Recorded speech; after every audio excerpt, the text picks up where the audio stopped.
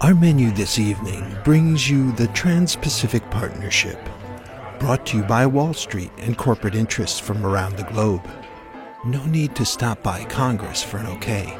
We'll fast-track right by them to whet your appetites with slashed public services in signature countries. That mouth-watering appetizer is a foretaste of our special for this evening, deregulated environmental restrictions, topped by unlimited fracking. Our entree ships jobs to low-wage countries. Well done, as always. Followed by the popular lowering of food safety standards.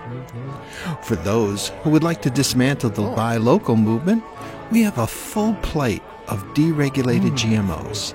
Delicious. And of course, for dessert, increased drug prices. Best of all, for a refined finish, we offer your palate an increase in internet freedom restrictions. All in all, we hope you'll enjoy the Trans-Pacific Partnership without any pesky interference from Congress.